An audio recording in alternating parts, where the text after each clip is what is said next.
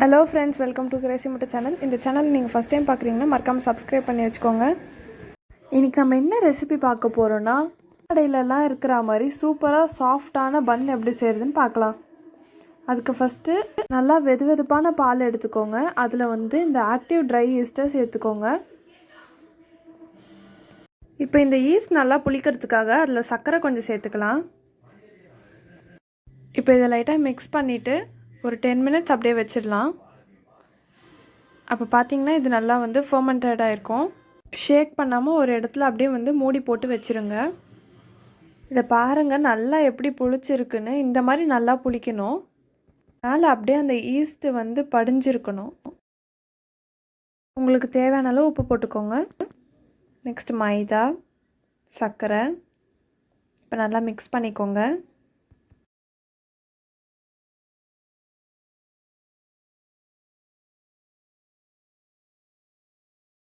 இப்போ இதில் 1 டீஸ்பூன் அளவுக்கு ஆயில் சேர்த்துக்கோங்க.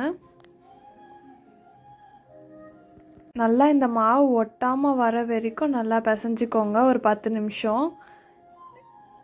10 நிமிஷம் பிசைஞ்சு முடித்தோடனே இது மேலே லைட்டாக ஆயில் அப்ளை பண்ணிவிட்டு மூடி வச்சுருங்க 1 மணி நேரத்துக்கு.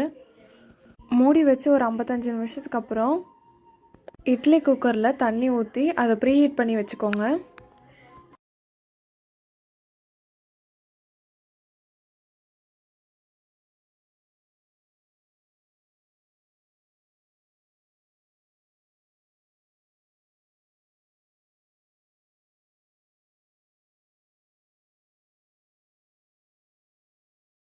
இப்போ முழுசாக 1 மணி நேரம் ஆயிடுச்சு.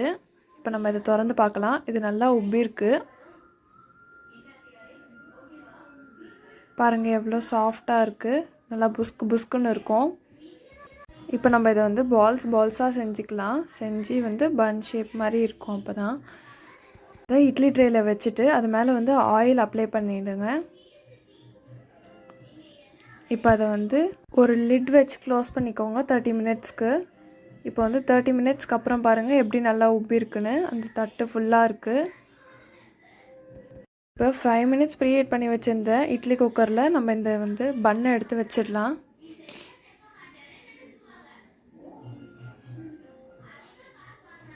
இதை ப்ளேஸ் பண்ணிவிட்ட அப்புறம் ஸ்டவ் ஆன் பண்ணிவிடுங்க. மீடியம் ஃப்ளேமில் வச்சுக்கோங்க. இது வேவறதுக்கு 20லேருந்து 30 நிமிஷம் ஆகும். 30 நிமிஷத்துக்கு அப்புறம் பார்க்கலாம். இது பாருங்கள் எவ்வளோ நல்லா ப்ரௌனாக இருக்குது. பாருங்கள் எடுக்கும் போது அழுக்காக வருது. பாருங்கள் எவ்வளோ சாஃப்டாக இருக்குது. இது வீட்டில் செஞ்சதுன்னா யாருமே நம்ப மாட்டாங்க. பாருங்கள் இது என்னோடய ஃபஸ்ட் ட்ரை தான். ஆனால் சூப்பராக வந்திருக்கு. இப்போ நான் உங்களுக்கு பிச்சு காமிக்கிறேன். பாருங்கள் எவ்வளோ சூப்பராக இருக்குது. உள்ளே பாருங்கள் அந்த சாஃப்ட் லேயர்ஸு சூப்பராக இருக்குது.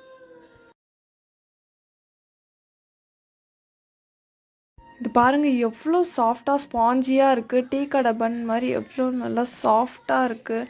இதை நீங்கள் நல்லா ஸ்நாக்ஸ் மாதிரி சாப்பிட்லாம் டீ கூட தொட்டுக்கிட்டு. இந்த ரெசிபி உங்களுக்கு பிடிச்சிருந்ததுன்னா மறக்காமல் சப்ஸ்கிரைப் பண்ணுங்கள்.